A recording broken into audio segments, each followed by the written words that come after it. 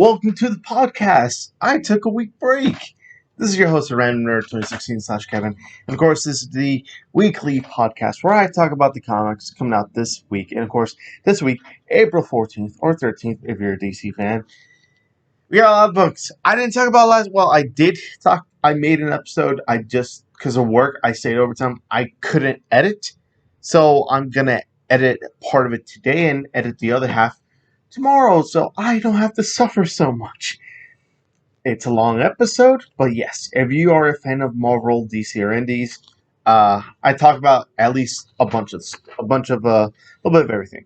But yes, I'm back to my house, back to my air conditioning. I love the place where I went, but it was for family reasons. But yes, I'm back. We're going to talk about the first book of the week, which is American Vampire 1976, number 7, written by Scott Snyder, art by Francisco Francavilla and Tula Lotay, and Ricardo Lopez Ortiz, lettered by Steve Wands, and cover art by Rafael Albuquerque.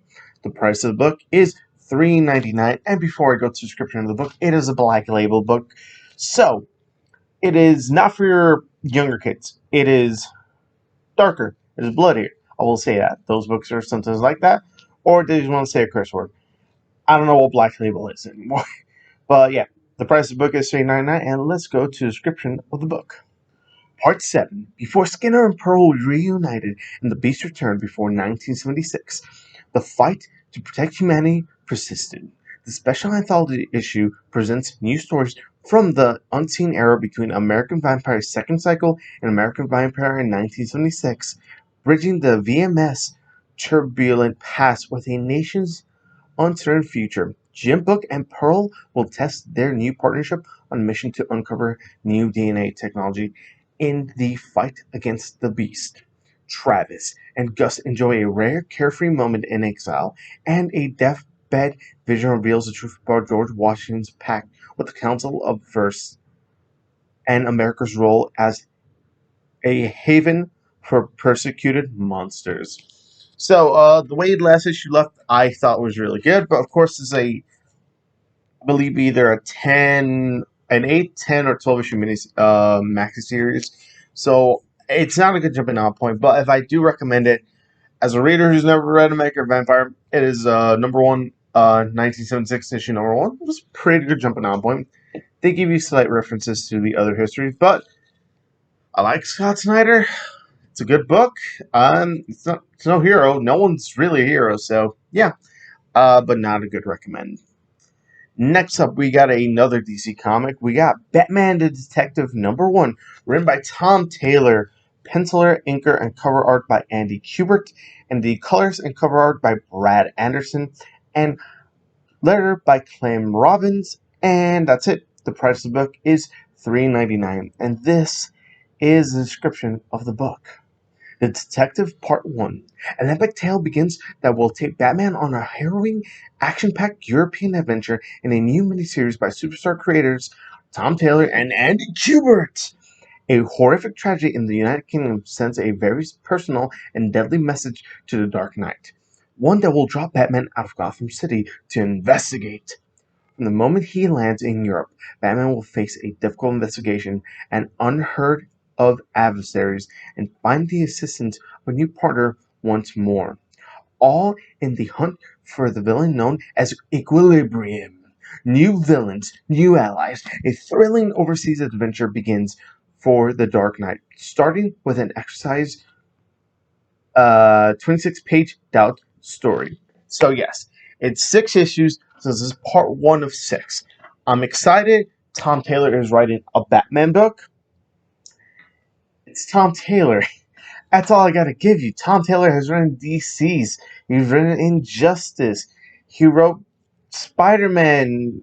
His later stuff in Spider-Man was better, but Friendly Neighborhood Spider-Man was a bit better later on. But yes, Tom Taylor has credit. He has a style. I like his style. And of course, with Tom Taylor, there's going to be death. So I'm totally down for some Tom Taylor stories.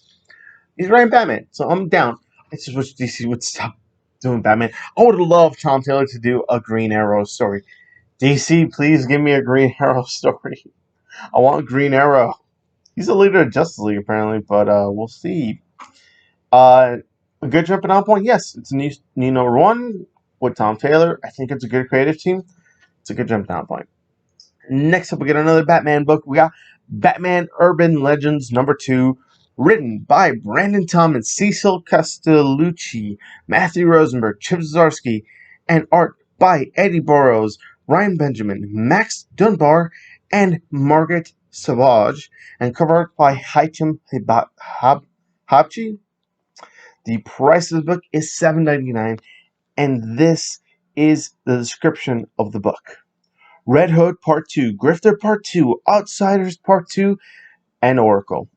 The new Batman anthology series continues.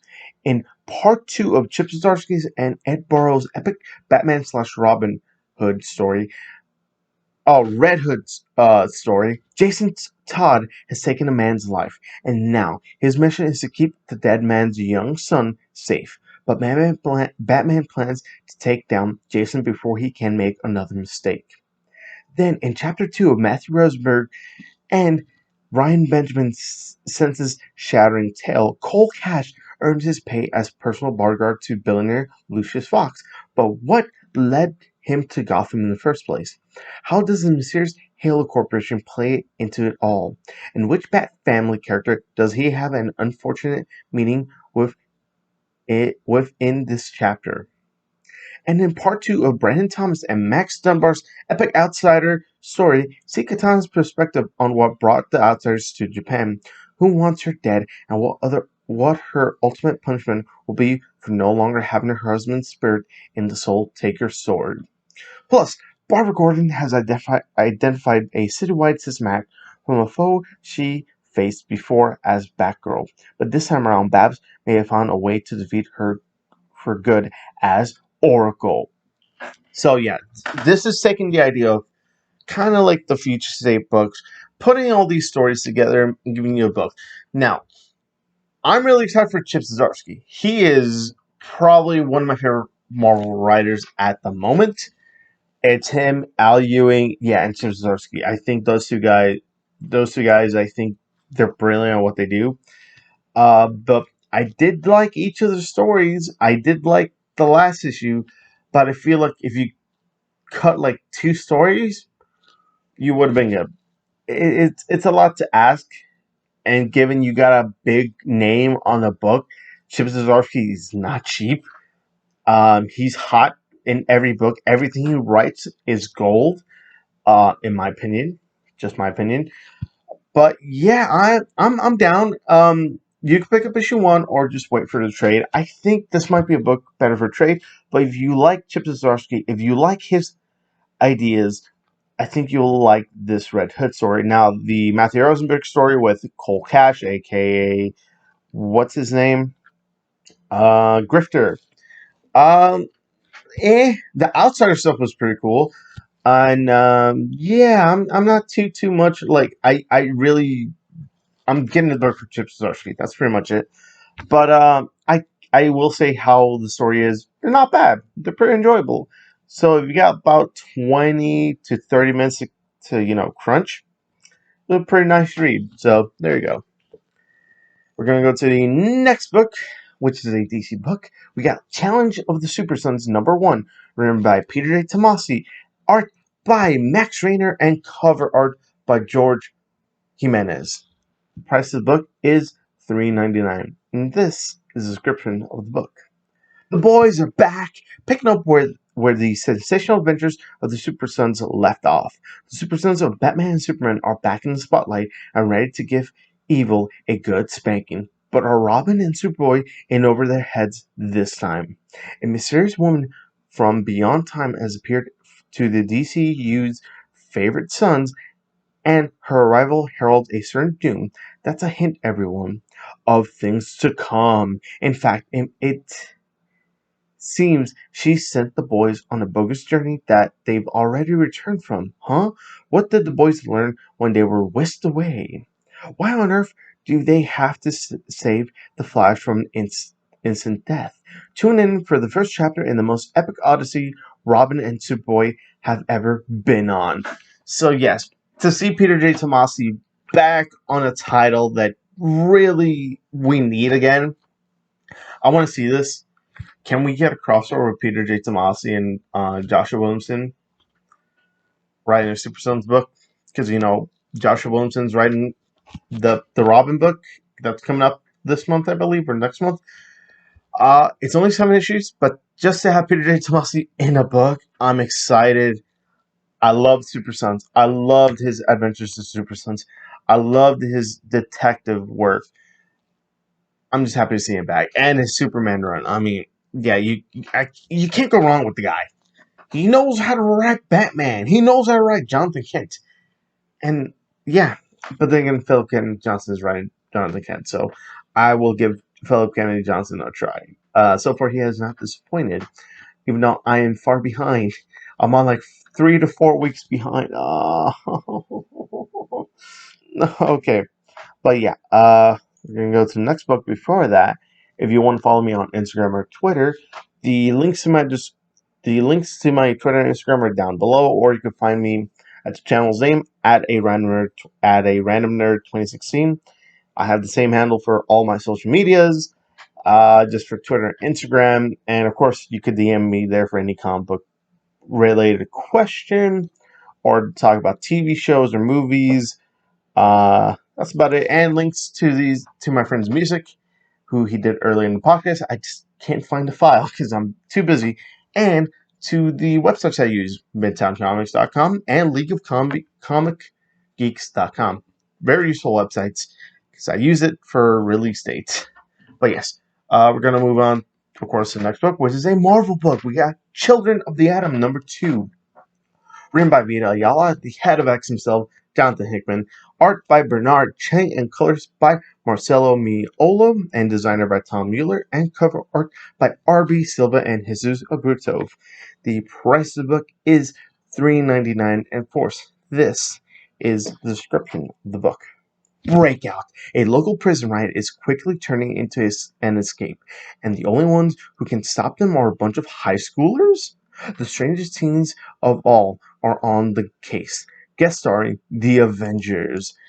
Charlie Adam is okay. I thought they were going to be like, oh, they're finally going to go through like the splicing of the X gene, making one person have 2 powers, and no, it's not that. But I like the question they brought it in the first issue, the end of the first issue, which is, actually, I can't swallow it. But if you're down to have a mystery, Chelsea Adam is a pretty fun book.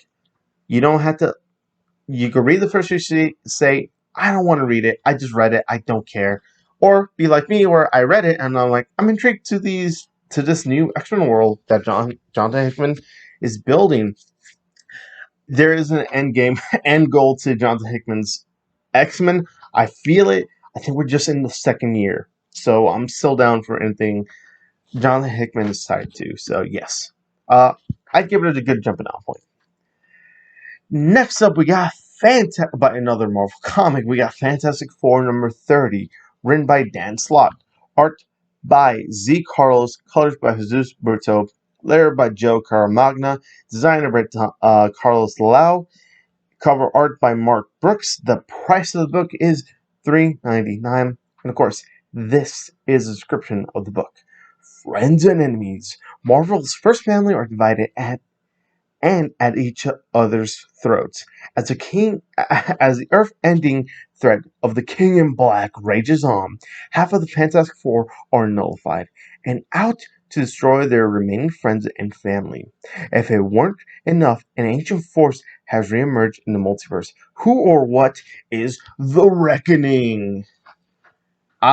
Is it a good jumping off point? No, because it is dealing with King in Black. Issue 31 will be a new jumping off point, but we're still dealing with the effects of King in Black, which this is a thing that Marvel has a problem with. They always, when there's a delay, it messes up everything, because we just had the finale for King in Black #5, and we're still getting tie-ins. And we're still going to get that issue for Avengers that's up King in Black tie-in as well. I don't think there was a lot of scheduling problems. I believe so.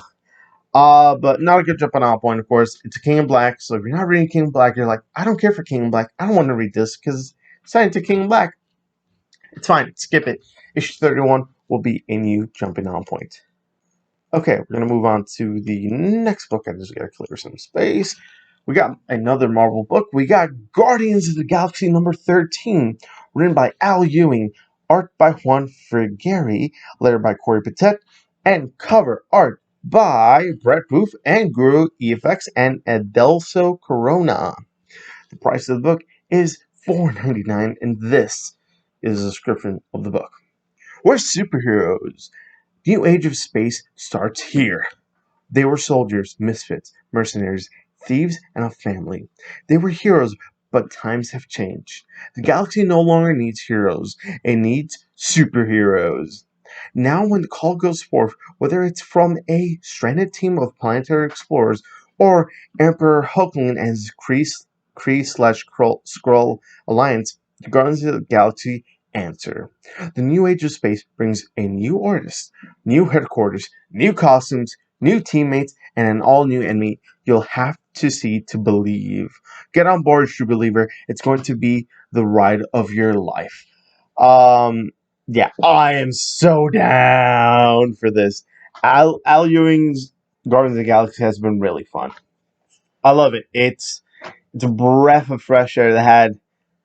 I will say, I think issue two or three is still my favorite because they kill off Peter Quill, and we didn't have any hints. Well, I knew he was not gonna die. Guardians of the Galaxy is great. Come on. But like knowing that we're not gonna get Peter Quill for like the next few issues was cool. We got the cool cover in issue 2, and I will say this, Al Ewing, I'm so down for what you're gonna do with Guardians, because you know how to write space cosmic stuff, because that's what you were going for Hulk for a bit. So down, so recommend as well. Next up, we got an Image comic. We got Homesick Pilots number 5, written by Dan Waters, and art and cover art by Casper Wijngaard. The price of the book is $3.99. And of course, this is a description of the book. The old James house turns on Amy. If she can't conquer her own demons, how can she expect to conquer those that haunt in its hallways? Perhaps demons aren't for conquering. Perhaps we must fight alongside them. The house fistfights are a monster is what we're getting at in the end of our first story arc. Homesick Pilots. Okay, all you need to know, it's in a band, there's ghosts, and weird stuff happens. Totally recommend it. I love it. Well, I don't recommend this issue because I recommend the trade, but we are getting 6 issues, so we are getting another issue, so I'm so down. Yeah. I'm excited. I hope this book continues because, man, this book has not disappointed because I love this series, and to be honest, it's my personal favorite. Ever since I saw Dan Waters and Casper Wijngaard on Twitter, they put out a post on Twitter saying, "Hey, check our book out." I'm like, I'll check it out. I read it. I'm like, holy crap! This is why I love indies. So I recommend the trade, but if not, pick up issue 1. It is a fun read. There's a good mystery, and the mystery still deepens. I will say that much. Next up, we got another Marvel comic. We got Iron Fist Heart of the Dragon number 4, written by Larry Hama, and art by David Wachter, colors by Niraj Menon, letter by Travis Lanham, and designed by Anthony Gambino, and cover art by Billy Tam. The price of the book is $3.99, and of course, this is a description of the book. The secrets of the heavenly dragons. The true nature of the dragons of heaven are revealed, but to who and why? And what will be done with the cursed knowledge? Danny fights for sanity of a world gone mad. The identity of the mysterious herald of the Eighth Kingdom's onslaught is exposed. Iron Fist Heart of the Dragon. It's enjoyable, but it is better in trade.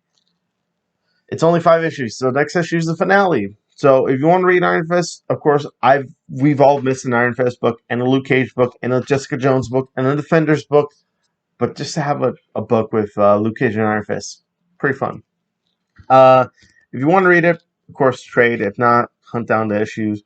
But save your wallet. Just hunt the trade down. It'll be easy on your wallet. Next up, we got another Marvel comic.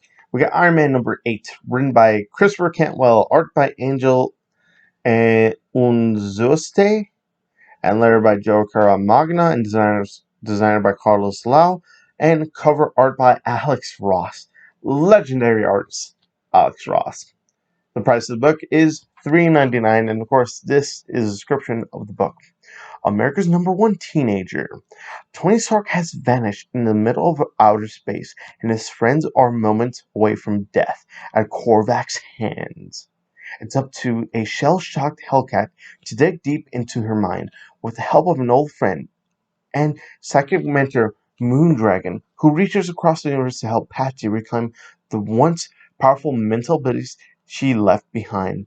But to reignite those powers, Hellcat is going to have to face some pretty frightening demons in her past. One of them, literally, the son of Satan himself. Yeah. Jumping off. I believe where was the last jumping off point? It had to be issue 6. Yes, issue 6 is the jumping off point. So if you want to jump on Iron Man, Iron Man's weird right now. It feels like half of it's an Iron Man book, half of it feels like a Hellcat book. Which I don't mind, because I think it's easier for people to know, like, oh, there's another character in the Marvel Universe. Or, like, DC barely interact anymore to interact again, so this is cool. I'm trusting Christopher Cantwell, because Dan Slott wrote an okay Iron Man, and this is okay going too, but of course, I'll still read it, and when it's next issue, I'll let you know my ideas, but it's okay. Jumping on point, of course, is issue 6. Next up, we got Joker, DC Comics. We got Joker number 2, written by James Tynion IV, Sam Johns, art by Mirka Andolfa, and art and cover art by Gillian March. The price of the book is $5.99, and of course, this is a description of the book. As the dust settles on Arkham Asylum and the tragic recent events, the Joker is the most wanted man in the world, and powerful forces are lined up around the globe to hunt him. But where exactly is the clown prince of crime? Jim Gordon is facing his twilight years, haunted by the madman, knows where to start the hunt, and he's been given the go-ahead to pursue him. But will he be able to pay the price? And what shocking revelation will Gordon stun Batman with before he departs? And in this backup story, with the walls of Blackgate Penitentiary, Punchline has become the target of the Queen of Spades from the Royal Flush Gang. It'll take everything Punchline has just to survive, while on the outside, Bluebird digs deeper into Punchline's horrific past. Yeah. To be honest, this is a more of a secret Jim Gordon book, and to be honest, I like that, because I don't want to know more about the Joker. I like that he's more mysterious, and when it was announced he was going to get his own book, I'm like, what? Really? I mean, we've had a whole year of Joker. We had the Batman Laughs, we have the Joker. I kind of don't want to read more of the Joker. And secret enough, it's a Jim Gordon book, and I like that better. The price, though, that's where it kind of hurts, because I'm like, people want to read this, but the price is going to knock people off. But I will say this, read the first issue. It's really good. James Tynion IV has really done no bad book. And of course, I recommend it, though. Read it. We got another book. We got a Aftershock Comics book. We got Maniac of New York number 3, written by Elliot Kalan, and art and cover art by Andre Muti. The price of the book is $3.99, and of course, this is a description of the book. The mindless murderer, Maniac Harry, has massacred all but 3 riders on New York's automated subway train. Can hapless strap-hanger Gabriella keep one step ahead of Harry while still protecting the newly orphaned twins she's taken under her wing? Can our heroes Gina Green and Detective Zelda Pittobone jump on board on the runaway train and find the survivors before Harry slaughters them? Plus, finally learn what life-altering mistake got Zelda trapped on Maniac Beat. Maniac of New York. Basically, is just what if we want to write Jason Voorhees, but we can't use the name Jason Voorhees or Friday the 13th? This is the book. It literally feels like I'm reading a Jason book, and I like it because you don't see the perspective of Jason. You see the perspective of everyone else. The new person is creating the task force against um, Maniac Harry, a detective that's on the beat of Harry. Like I like people joke about Harry, but like for this person, it's just like I need to catch Harry. I need to put him away for his crimes. And it's very compelling. I like it. I got recommended to this from a friend, and I can't thank him enough for recommending this book. And I recommend it to you. I have no idea how many issues this will be. Looks like it's 5. So this is like your final jumping on point. I don't know much, but yeah, I'm totally down. I'm excited. And we got another indie book by Boom Studios. We got Mighty Morphin #6, written by Ryan Perot, art by Marco Reina, and cover art by In Hewitt Lee. The price of the book is $3.99, and of course, this is a description of the book.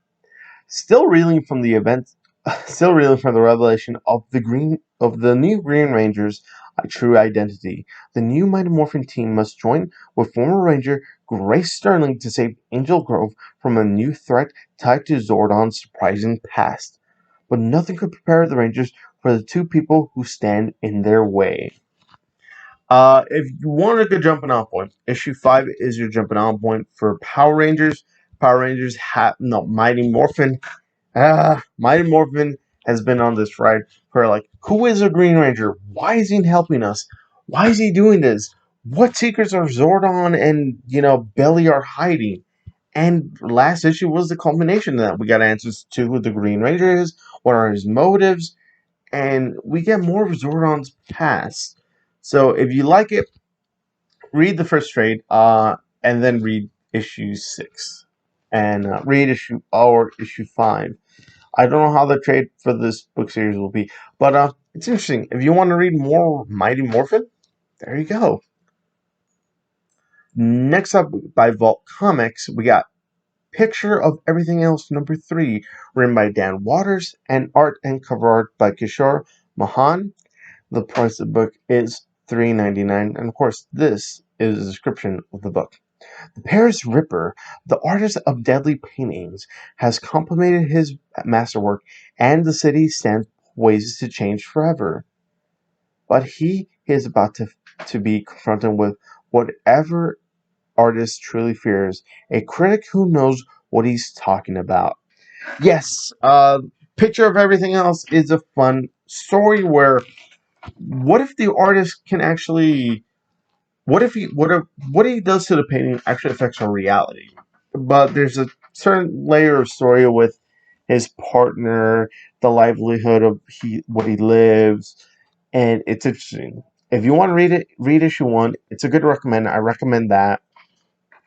It's written by the same guy who's written Homesick Pilots. Actually, I'm a big fan of Dan Waters at the moment. So him writing this and Homesick Pilots is just fun. It's a fun read. They're both fun reads. I recommend. Totally recommend. But pick up issue 1. Next up, we got a DC comic. We got Rorschach #7, written by Tom King. Art and cover art by George Fornes, and colors by Dave Stewart, and lettered by Clayton Quolls, and designed by Darren Robinson. The price of the book is $4.99, and before I go to the description, it is a Black Label book, And also, it is not a Rorschach book. It is the idea of Rorschach. Anything that goes by. And also, people gotta know Rorschach is not a hero. He is a dick. I'm putting that very lightly.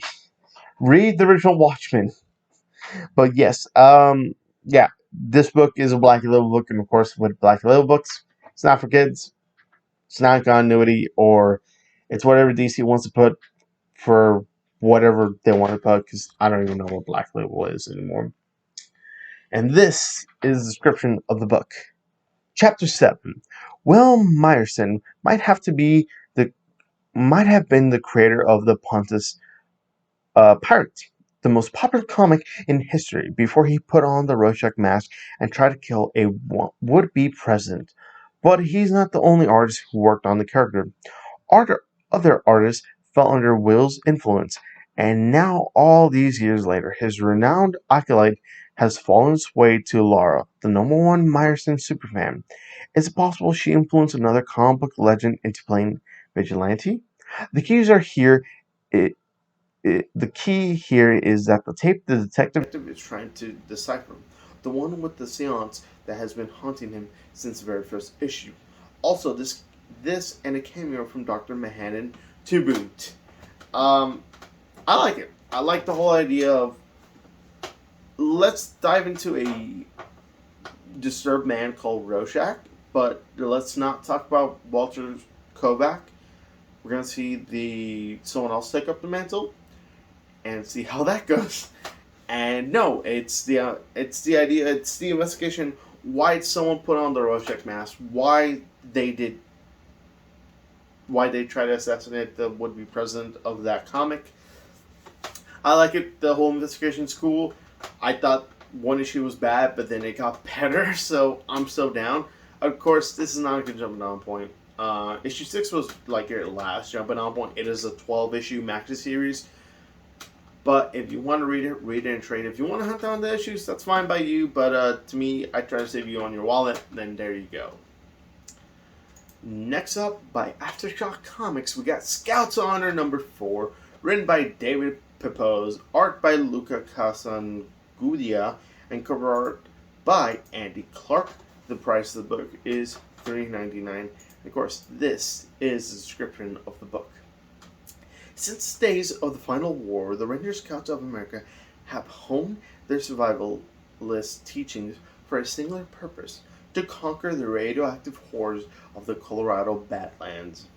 But after discovering the truth behind the Ranger Scouts' doctrine, Kit is driven into the post-apocalyptic wilderness and left for dead.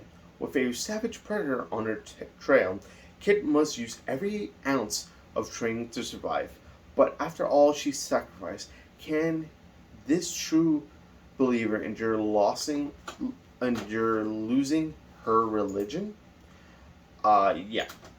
sHonor is a post-apocalyptic future of our character, but there's a twist and another twist. There's 2 twists in the first issue. Well, first and second. It's been a while.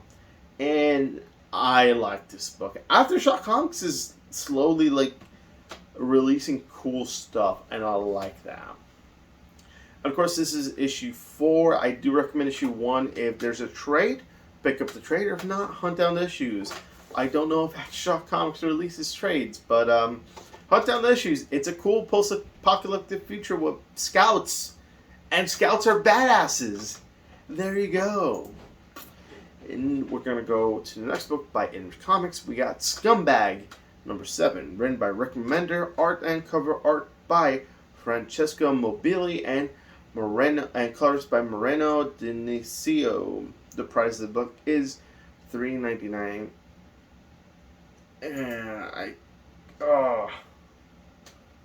Yeah. Well, I'm gonna have to use audio for my phone because I forgot. I clicked X on the audio, so yay! So yeah, you're gonna get the camera. I'm just not gonna click that. I'm just gonna have a timer here from now on. But yeah, written by Rick Remender, art and cover art by Francesco Mobili, and colors by Moreno Dinicio. The price of the book is $3.99, and of course, this is a description of the book. Moonflower Part 2. The battle on the moon continues. Ernie gets separated from the rest of his crew and meets the leader of the evil Moonflower cult. Will she convince him to help her with her nefarious plans with the promise of free sex and drugs? Probably. So, yes, Scumbag is literally about the world's worst person, but that world's worst person has to help save the world. And of course, the new arc started on issue 6. I don't think I've read that yet. But what I like about this book is it's the same writer, but it gets a different artist each issue, and I like that. Scumbag is literally a fun book about the person, the world's worst person, being has to help save the world. The concept is outlandish, and I like it. I just like it.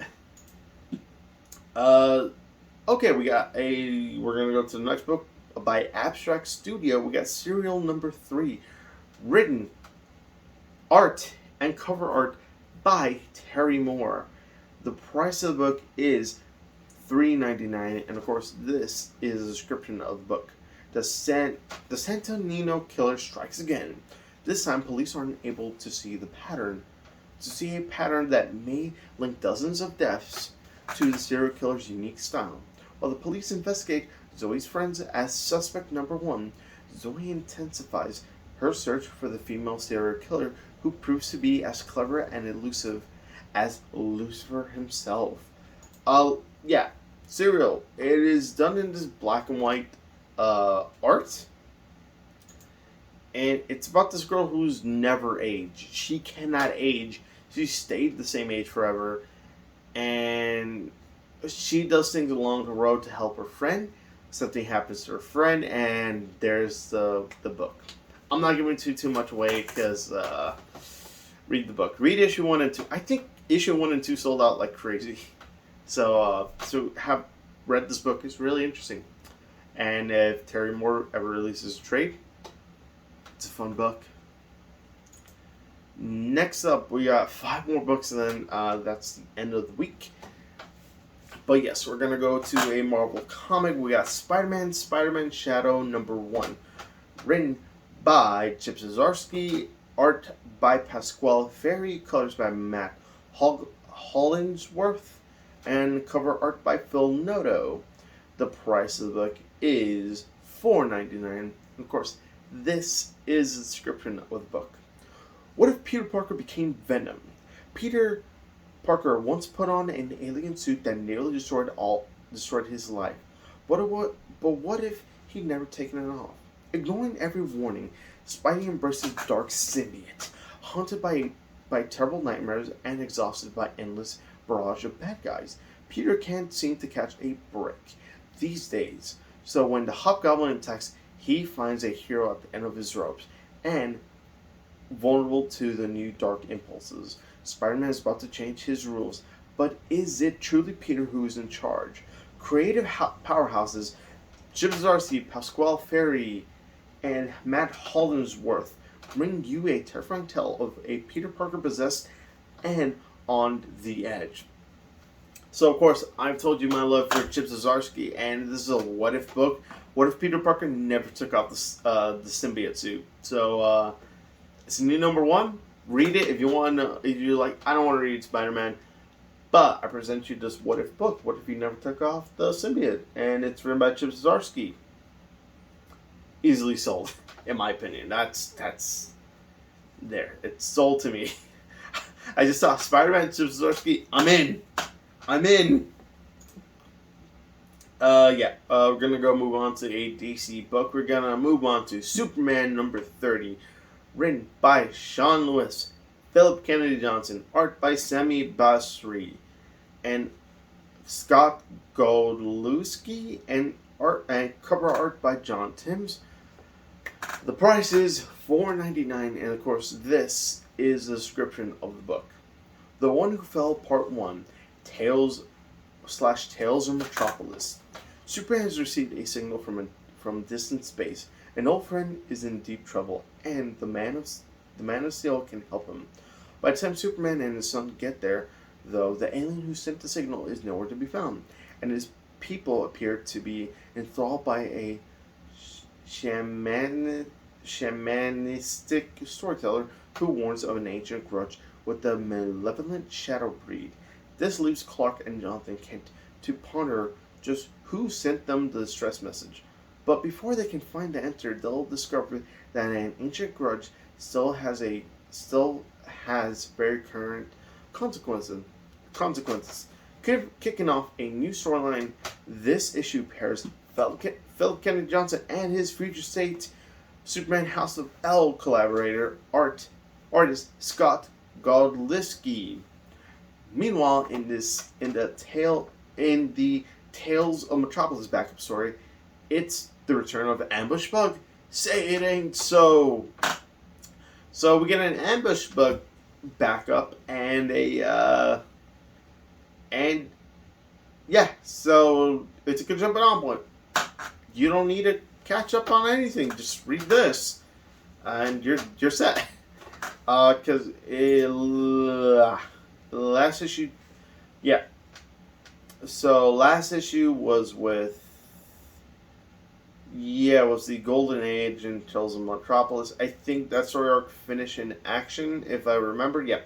So that finished in action. So we got a new story arc. That's cool. Philip Kennedy Johnson is getting a lot of work, so his work is getting out there. So that's all we're gonna say.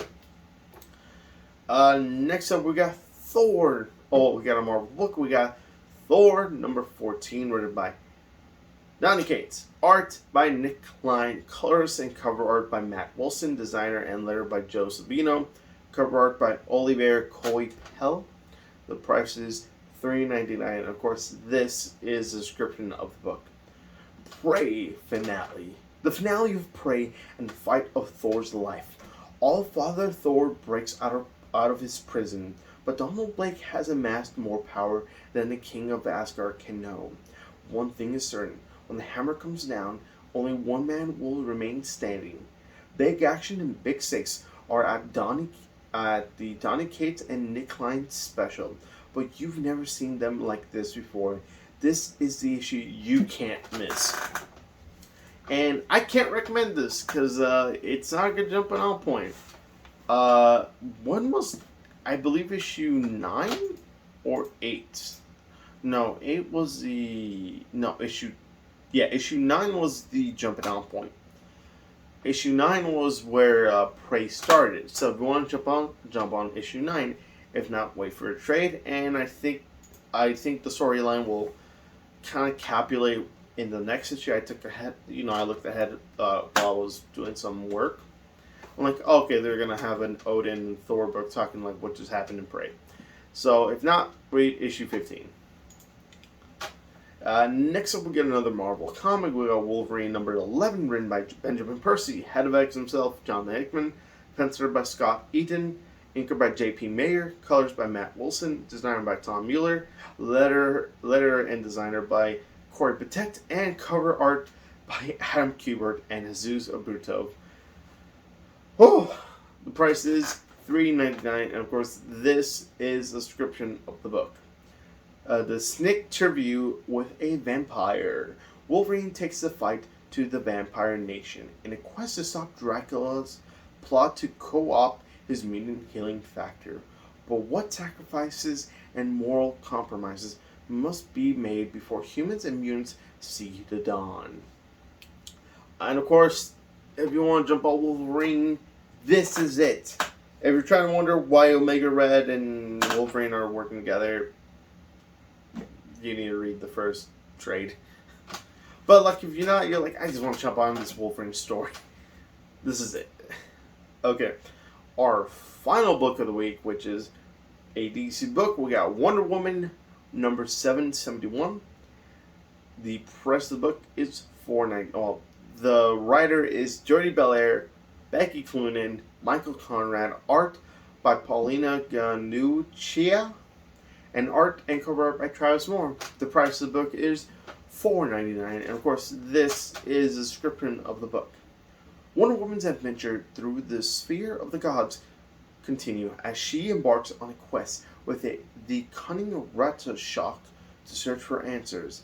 Something is changing the rules of the Norse afterlife, and it's up to our heroes to set things right. Now she must face warriors and beasts of mythic proportions, starting with the Nidhogg. Can our Amazon princess survive this staggering serpent? Meanwhile, in a seemingly simpler time in our hero's life, a younger Diana continues her journey to uncover the secrets behind the scriptures that hold the hidden history of Themyscira. Is she ready for the truth, or will it change her perception of paradise forever? Yeah, so issue 770 was a new jumping off one. Wonder Woman, after death metal, she is taken to Asgard for, to just be like, I don't want to be what happened in Infinite Frontier. So I'm just gonna, do my own thing in Asgard and do whatever I want. And it's fun. Wonder Woman is fighting, drinking, and fighting. I mean, it fits her well. So yes, I recommend 770 to know what's going on, and 771 when you're at the comic book shop this Wednesday. So yeah, it's longer episodes. There's a lot of books, even for me. God, it's gonna be a heavy week, and I'm not even done with the last 3 to 4 weeks of books. So it's gonna be fun for me when I read this whole week, if I have time. It's gonna be fun. But yes, let me know in the comments below what comic book you're looking forward this week. But yeah, that's it, guys. I hope you take care, and of course, always be safe in this dangerous world, and of course, peace. Bye-bye.